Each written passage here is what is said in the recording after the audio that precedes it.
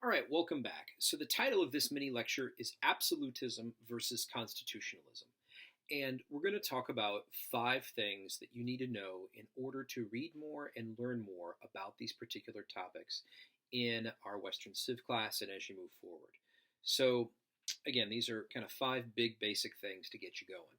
So, first off, Western versus Eastern. When we tend to think of absolutism, we usually put it into Europe. We usually put it towards things like kingdoms and, in the late 15, 16, 17, into the early 1800s. And this usually means quite powerful kings who are able, or queens who are able to project a great deal of authority really across the political states that they control. That most of this is really kind of consolidated in them. Now, broadly, that's the case, but we need to remember that kingdoms in parts of what we might call Western Europe today, so parts of modern England or in France, versus, say, Eastern Europe, right? So what we might call, and again, I know that the definitions of Eastern versus Central Europe vary widely depending on one's own ethnic or backgrounds or what somebody studies. But Eastern Europe, maybe Russia, something like that, what we define as being a part of those can vary, right? So how leaders sought to be able to control those under them, the kinds of power, the kind of power they wish to project, varied based on whether or not you were in the West or you were in the East or the South or wherever you were. All right. Secondly, feudalism and rank. So in the 1600s and into the early 1700s, as you start to see state centralization occurring across Europe either way, one of the things that you're going to see with this is a process whereby the concept of titled nobility becomes far more bureaucratized. And what you're going to see with some of these nations or these kingdoms is tables of rank that are developed, right? So they're going to have different structures of nobility. So this is the title you get. This is the privileges that you get.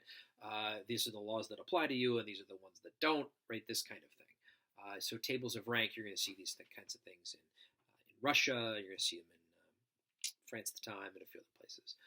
But the concept of the structuring and ranking of feudalism in this way, is a part of this, and it's something for us to take note of. Thirdly, Louis XIV.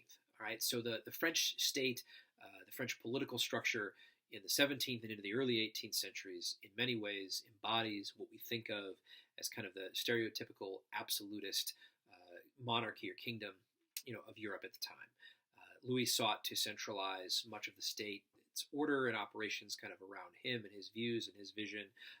And in many ways, he's able to achieve that effectively by pushing back against the authority of aspects of the church, of controlling the nobility, of centralizing state bureaucracy, and kind of putting patronage individuals kind of in power there.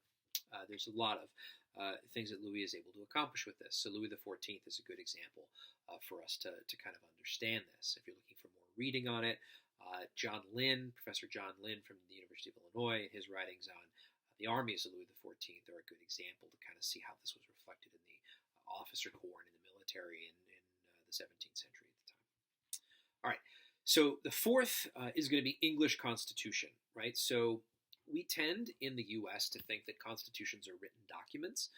They're not always one single document. The English Constitution was kind of a series of documents and principles, and in the 17th century especially, the English are very particular about their constitution and kind of what it means to them. This contributes partly to the Civil War. Remember, the English Civil War isn't singularly about issues of religion. It's really more about the nature of political power in England and kind of where does that lay, within England. And spoilers, of course, it moves to Parliament, right? And the concept of constitutionalism, that there are sort of spelled out rights, privileges, exclusivities, structures of which different groups have, that all knowing power isn't singularly in the hands of a monarch. The English are particular with this, the Dutch as well are particular with this. So number 5, for our purposes here, would be the English Bill of Rights. So after the English Civil War in the 1640s, after Oliver Cromwell and his merry band of difficult individuals. You see the return of the monarchy in the 1660s and 70s, and then you're going to see what's called the Glorious Revolution in 1688. Now, what comes out of that is a more formalized understanding of the shifting nature of political power in England, where you're going to see power resting more clearly with Parliament, and this is articulated in the Bill of Rights. Now, this is 1688, 1689. It kind of spells out the rights of Parliament, the rights of the monarchy, and the restrictions that these have. There have been some changes to this over time, issues with Catholicism or Protestantism, but generally, again, English Bill of Rights. If you look to things like the American Declaration of Independence, you can see connections there. So there's a lot of understanding. English Bill of Rights is a very powerful document. All right, thanks so much.